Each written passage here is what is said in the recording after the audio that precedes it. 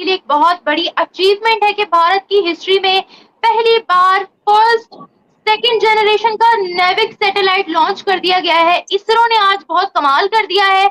Malaysia ने Pakistan international airlines का एक प्लेन जब्त कर लिया। आज इंडिया जो हमारी नेबर कंट्री है उनका एक इसरो प्रोग्राम है स्पेस से रिलेटेड, उन्होंने आज नेविगेशन के हवाले से एक नई सैटेलाइट जो है वो लॉन्च की है जो कि इन्हांस करेगी मतलब नेविगेशन सिस्टम को पूरी कंट्री के अंदर। इस बार कोर्ट ने बोला कि आपकी बार आए पीआईए का प्लेन उसको रख लेना, और रख लिया गया। प्लेन जाने नहीं दिया जा रहा है, वहीं खड़ा है। कि भारत की जो रियासत है महाराष्ट्र, उसका जो अगले साल कहा जा रहा है कि जो जीडीपी का साइज होगा ना वो $425 बिलियन होगा सिर्फ महाराष्ट्र का। वो कह रहे हैं अक्टूबर तक खुदा ना खास्ता गॉड फॉरबिड हम जो है वो डिफॉल्ट कर सकते हैं।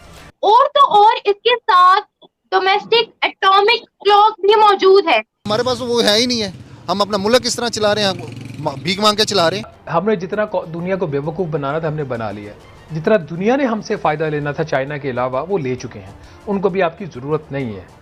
जो मुल्क और उसका वज़ीर आज़म और उसका जो वज़ीर ख़जाना है वो छोटे छोटे कर्ज़ों के लिए वो लाइनों में लगे हुए हों। क्या रखा है हमने, क्या हासिल क्या कर लिया जंगों का, जंगों से हमने क्या कंक्लूड क्या कर लिया। पहली दफा सेकंड जनरेशन का सैटेलाइट जो है वो लॉन्च कर दिया गया है हैवीएस्ट रॉकेट GSLV के साथ।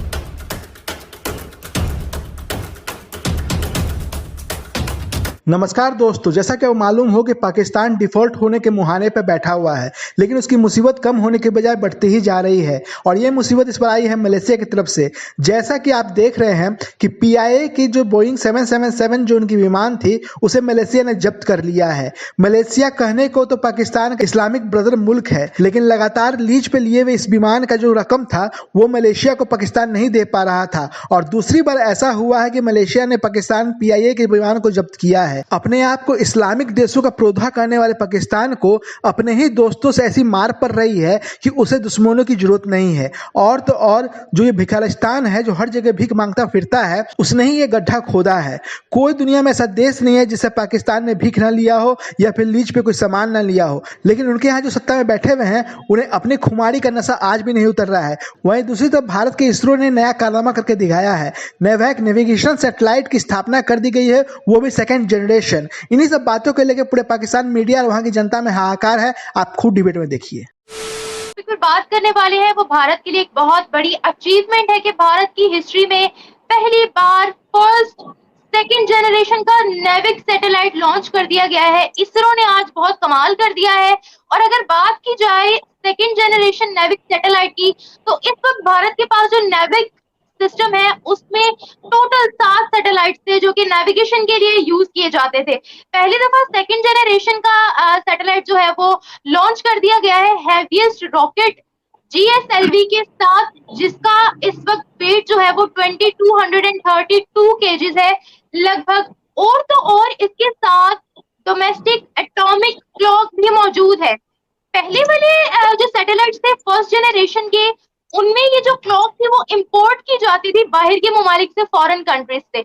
लेकिन अब ये भी अहमदाबाद जो स्पेस एप्लीकेशन सेंटर है उसने मेड इन इंडिया की बना दी है। तो बहुत बड़ी अचीवमेंट है सर भारत के लिए। क्या कहेंगे आप इसके बारे में?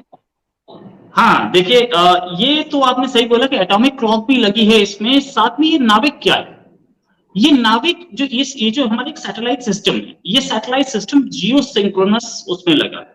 जियो सिंक्रोनस मतलब अर्थ की मूवमेंट के साथ वो सिंक्रोनाइज कर, और ये सैटेलाइट एक हाइट पे हमने लगाया ताकि वो हमारे नेविगेशन सिस्टम को सपोर्ट करे। अब नेविगेशन सिस्टम क्या है?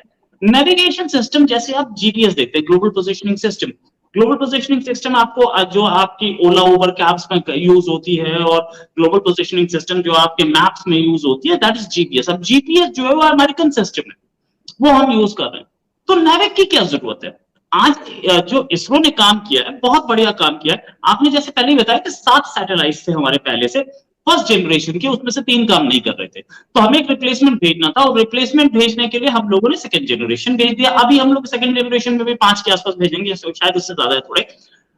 ये जो जीपीएस अगर है हमारे पास तो हम नेविक की क्या जरूरत है? पहली चीज, नेविक एक लोकल सिस्टम, ये इंडिया की बाउंड्री से 1500 किलोमीटर बाहर तक देखता है, बस उससे आगे नहीं देखता है। हम लोग जीपीएस तो उनका तो पूरा ग्लोबल है, वर्ल्ड में कहीं पे भी कुछ भी उनको नहीं दिखता है। हमारे इसमें क्या है, हमारे इसमें हम सिर्फ अपने एरिया में देखते, इंडिया और इंडिया के आसपास 1500 किलोमीटर दूर तक। अब हमें इसकी जरूरत क्यों थी? हुआ ये था कि करगिल वॉर के टाइम पे जब वहां से लोग आ गए थे पाकिस्तान से, आर्मी पाकिस्तानी अंदर घुस गई थी इंडिया में, तो हमें वहां की मूवमेंट्स पता लगानी थी कि क्या कहां से मूवमेंट हो रही है और क्या मूवमेंट वहां के आर्मी के ट्रक्स कर रहे हैं, उनकी आर्मी कैसे कहां पे ला के सप्लाईज दे रही है, ताकि हमें पता लग जाता कि कहां पे लोग हैं। लेकिन अमेरिका ने हमें वो डेटा नहीं दिया। तब हमें समझ में आया कि नहीं यार, अमेरिका से काम नहीं चलेगा, हमें अपना खुद बनाना पड़ेगा। और उसके बाद हमने अपना बनाया सिस्टम। ये नाविक जो सिस्टम है, नाविक इज मतलब है नेविगेशन विद इंडियन कॉन्स्टलेशन। नाविक ये इंग्लिश का वर्ड है। अब ये नेविगेशन विद इंडियन कॉन्स्टलेशन करता क्या है? 3 मीटर की एक्यूरेसी तक दिखाता है, जबकि जीपीएस 20 मीटर तक दिखाता है। मलेशिया ने पाकिस्तान इंटरनेशनल एयरलाइंस का एक प्लेन जब्त कर लिया। ये प्लेन पहले भी उन्होंने जब्त किया था, एक प्लेन पहले भी जब्त किया था 2021 में, जिसको डिप्लोमेटिक आश्वासन दिए गए थे कि यार आपका पैसा दे देंगे, अरे भाई छोड़ दो यार, छोड़ दो प्लीज, हमारा प्लेन छोड़ दो। तब उन्होंने छोड़ा था। आश्वासन देने के बाद भी पैसा वापस नहीं मिला। इस बार कोर्ट ने बोला कि आपकी बार आए, पीआईए का प्लेन उसको रख लेना, और रख लिया गया। प्लेन जाने नहीं दिया जा रहा है, वहीं खड़ा है। साथ में ये वही मलेशिया है जो कि कश्मीर पे पाकिस्तान के साथ खड़ा था। जब इंडिया ने इसका पाम ऑयल रोका, तब जाकर के ये इंडिया की ओर दोबारा आया। भूखे मरने की नौबत आएगी तो जरूर कश्मीर तो छोड़ेगा ही। ये वही मलेशिया है जो पाकिस्तान के साथ खड़ा था, और टर्की भी पाकिस्तान के साथ खड़ा था।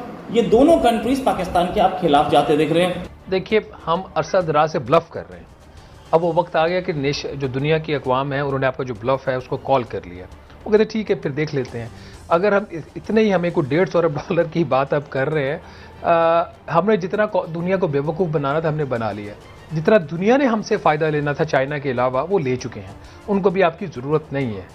जो मुल्क और उसका वज़ीर आज़म और उसका जो वज़ीर ख़जाना है, वो छोटे छोटे कर्ज़ों के लिए वो लाइनों में लगे हुए हों, वो कहाँ से 100 या $150 अरब, ये बात करते हुए सोचना चाहिए। पाकिस्तान की इकॉनमी का जो टोटल साइज़ है इस वक्त, वो कोई $342 अरब है। जो इकॉनमी की हैसियत है $342 अरब हो, जो ना यहाँ पे ना वहाँ पे, वो उसको कौन $150 अरब का कर्जा या ग्रांट देगा? ऐसा नहीं होता। तो टू बिग टू फेल वाली बात जानते हैं कि मेरा ख्याल एक चीन ही बचा है जो हमारे ऊपर थोड़ा बहुत अब ट्रस्ट करता है, या उसकी चीन की मजबूरी है स्ट्रेटेजिक रीजंस की वजह से। अब वेस्ट और यूरोप जो है वो पाकिस्तान से काफ़ी हद तक पीछे हट चुकी हैं। उसकी वजह ये साहब ये भी फरमाइएगा, आपकी मौजूदगी का आने वाला बजट आप क्या समझते हैं? महंगाई होगी क्या? हमारे पास इतना पैसा है कि अवाम पर बोझ ना डालें? आने वाले बजट पे हुकूमत क्या कर सकती है जिससे अवाम का महंगाई का कमर ना टूटे? देखिए, प्राइम मिनिस्टर कोशिश तो कर रहे हैं कि जो फिस्कल स्पेस है या नहीं है, इसके बावजूद कुछ आप देखेंगे कुछ बड़ी अनाउंसमेंट्स बजट में आ सकती हैं। दोस्तों, आपको अगर वीडियो अच्छा लगा तो इसे कर दीजिए लाइक। अगर आप मेरे चैनल पर नए हैं तो इसे सब्सक्राइब करके ही जाइएगा।